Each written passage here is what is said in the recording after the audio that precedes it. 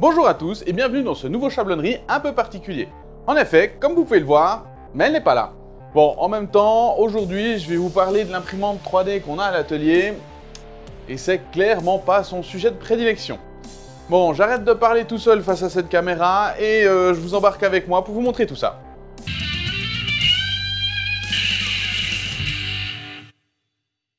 Bon, je vais commencer depuis le début, comme ça, même ceux qui sont pas ultra calés en impression 3D pourront comprendre une partie de ce que je dis.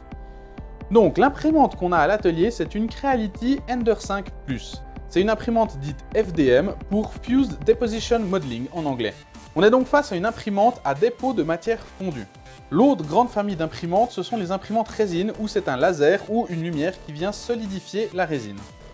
Du coup, pourquoi avoir choisi ce modèle plutôt qu'un autre ? Eh bien, pour plusieurs raisons. Premièrement, la taille d'impression est plus que confortable puisqu'on peut imprimer du 350 par 350 mm sur une hauteur de 400 mm. Je voulais aussi une machine où l'impression en hauteur se faisait par déplacement du plateau plutôt que de la tête d'impression, comme c'est le cas de la grande majorité des imprimantes 3D grand public comme la Ender 3. La forme cubique de la structure me semblait aussi plus rigide que d'autres formes et celle-ci a l'avantage de maintenir le plateau sur deux côtés, donc d'être plus stable que ses petites sœurs, la Ender 5 et la Ender 5 Pro. Après, elle avait aussi quelques fonctionnalités bien pratiques, comme la reprise de l'impression après coupure de courant, ou lorsqu'il n'y a plus de filament ou que le filament se casse. Mais clairement, on va pas se mentir, c'est la taille de cette imprimante et sa forme cubique qui ont largement fait pencher la balance. Bref, si vous voulez plus creuser les spécifications de cette imprimante, il y a plein de vidéos de tests et de comparatifs sur le net, je vous laisse aller fouiller. Après, comme certains l'ont très certainement remarqué depuis un moment, on voit tout de suite que par rapport à la version d'usine, celle-ci a des différences qui sautent assez rapidement aux yeux. C'est assez difficile de vous cacher que presque l'intégralité de la tête d'impression a été modifiée. Pour être explicite, voici ce que j'ai fait comme changement sur cette tête. J'ai installé le système Direct Drive de chez Microsuisse. Par contre, ici, il est plus tout à fait d'origine, mais vous inquiétez pas, j'y reviendrai. J'ai également mis en place le Full Metal Hot End, également de la même marque de chez Microsuisse.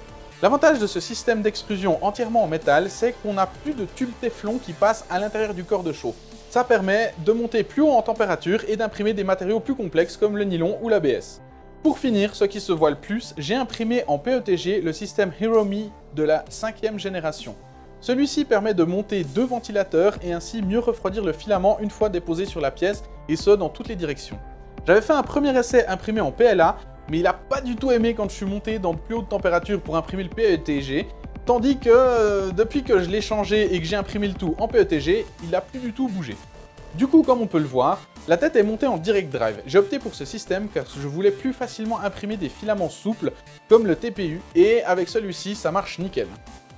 Autre amélioration visible, j'ai installé un système de rails linéaires pour l'axe X-Y que j'ai acheté chez Printer Mods, car les chariots sont en alu et ça me semblait vachement plus durable dans le temps que les systèmes imprimés en 3D. Théoriquement, le système de chez Printer Mods était compatible avec les Direct Drive de chez Microsuisse. Malheureusement pour moi, quand j'ai reçu le tout, j'ai dû faire des ajustements pour pouvoir installer les deux ensemble. En effet, sur la plaque alu de chez Microsuisse, il y avait deux tenons pour les roues du système d'origine et les perçages n'étaient pas alignés avec le chariot pour le rail linéaire. Du coup, j'ai raboté ces deux tenons, j'ai percé la plaque et fait des nouveaux filetages, histoire de faire tomber en face le chariot et la plaque de chez Printer Mods. Ça a pris une petite après-midi, mais depuis, ça n'a pas bougé d'un poil et c'est tip top. Autre petit détail, j'ai dû modifier la hauteur du capteur de fin de course en X, car il passait sous le chariot et du coup, il faisait plus du tout son boulot correctement. Pour finir avec les impressions sur la tête, j'ai acheté sur AliExpress des systèmes permettant de régler plus facilement la tension des courroies X et Y. J'ai aussi imprimé tout un système de gestion des câbles, car d'origine, c'est clairement pas top sur cette machine. On voit donc un support et un cable chain pour l'axe X, un autre pour l'axe Y et un dernier pour l'axe Z. Bon, par contre, j'ai un câble que j'arrivais pas à faire passer dedans car il était juste trop court, mais avec ce système, plus aucun problème de câble qui traîne ou qui pende et se retrouve pris dans les impressions. Bien entendu, comme on l'a montré dans la vidéo du caisson, on a placé la bobine au-dessus du caisson avec le détecteur de filament. C'est ce qui me semble le meilleur endroit pour éviter trop de tension sur le filament et qu'il se prenne dans quelque chose et pète à un moment inopiné. Petite amélioration depuis la dernière vidéo, j'ai imprimé en PETG un système de support bobine monté sur roulement à billes pour fluidifier le déroulement du filament lors des impressions. Et pour finir, les modifications sur l'imprimante, j'ai investi dans un système de plateau aimanté Bultac car la vitre d'origine est clairement pas pratique. Soit elle colle pas bien, soit elle colle trop fort. D'ailleurs, c'est comme ça que j'ai flingué leurs vêtements d'origine et c'était à chaque fois la galère pour enlever les impressions.